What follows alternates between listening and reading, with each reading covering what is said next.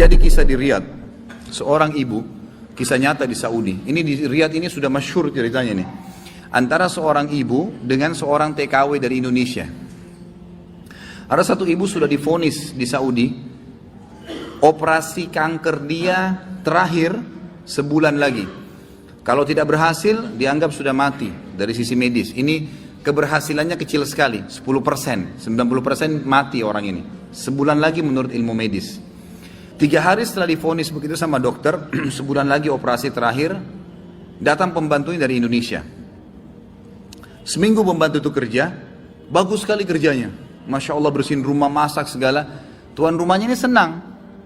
Tapi selama dia kerja seminggu, ada satu perilaku TKW ini, membantu ini, yang selalu membuat tuannya mau nanya sama dia tapi nggak enak.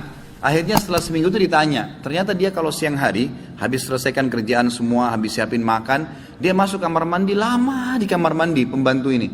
Nggak tahu buat apa gitu.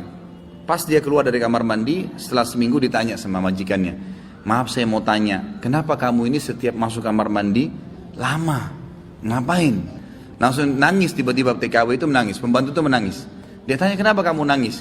Dia bilang ceritanya begini sebenarnya. Sebelum saya berangkat ke Saudi di Riyadh ini, 12 hari sebelumnya saya baru melahirkan.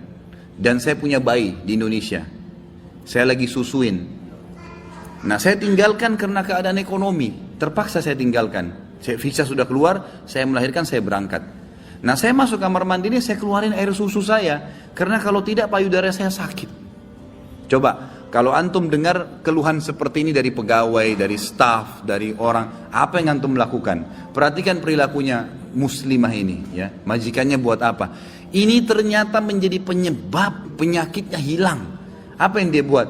Dia bilang baiklah. Sambil dia nangis, dia dengar ceritanya, dia bilang baiklah. Dia masuk gajinya itu 800 real per bulan. Tuannya ini kebetulan punya duit di rumahnya, diambil dikali 24 bulan, 2 tahun. Dikasih pembantunya, ini uang kamu ambil. Besok saya belikan kamu tiket pulang ke Indonesia. Anggap kau sudah kerja 2 tahun.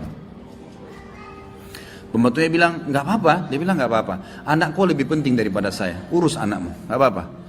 Terus ada pembantunya, baiklah kalau begitu terima kasih. Kata tuannya, kalau seandainya 2 tahun kemudian habis nyusuin kamu terfikir kembali, ini nomor HP saya, dikasih, pulanglah. Pembantu kita sudah selesai nih, TKW sudah pulang Indonesia. Kita sekarang berhubungan dengan kisah ibu ini. Apa kata dia? Semenjak pembantu itu berangkat, mulai hari itu setiap hari saya menangis. Menangisnya bukan karena sedih penyakit saya merasa terharu, susah menggambarkannya, terharu betul dan bersyukur kepada Allah. Bagaimana Allah membukakan pintu itu buat saya. Saya selalu bersyukur terus sama Allah karena saya terfikir untuk kasih gaji 2 tahun. Mungkin kalau terjadi pada kita, kita bilang, baiklah kamu pulang aja minimal. Pernah gak antum terfikir kasih gajinya lengkap semua? Dia bilang saya terharu kenapa saya bisa lakukan itu. Dan saya selalu bersyukur sama Allah. Saya bisa lakukan sementara memang ini ada vonis mati dekat lagi secara medis. Dia bilang tiap hari saya menangis. Dan setiap kali saya menangis saya merasa ada satu kepuasan dan keadaan saya lebih baik. Ringkas cerita, tiba masa operasi, ditelepon rumah sakit, disiapin semuanya alat operasi. Tiba di rumah sakit, dicek sebelum operasi. Dokternya duduk setelah cek di kursi lalu bertanya, kamu berobat kemana sebulan ini? Kata ibunya, saya nggak berobat kemana-mana. Kamu tahu nggak, kanker kamu nggak ada, sedikit pun nggak ada, akarnya nggak ada, sembuh total, nggak ada, nggak mungkin terjadi secara medis. Ibu itu tersenyum lalu mengatakan, kalau betul apa yang dokter ucapkan, itu karena sedekah saya. Diceritain sama dia ceritanya, begini. Dokternya jadi nangis. Dokternya bilang apa? Subhanallah, yang telah membukakan mata hati saya, ternyata yang menyembuhkan bukan obat sama dokter, tapi siapa? Allah Subhanahu.